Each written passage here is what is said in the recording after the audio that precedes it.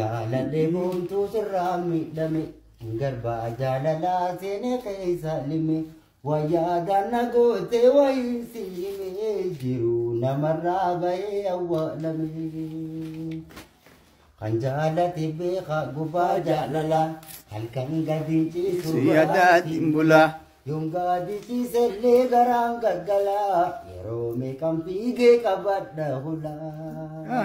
Bilbila Sabriinaa Jamaaliin dhabe deddeemee barbaadu ishaa dadhabe magaalaa siin beeku wanii baadiyyaa namsaa kiyya kaana biraan naaf gayaa.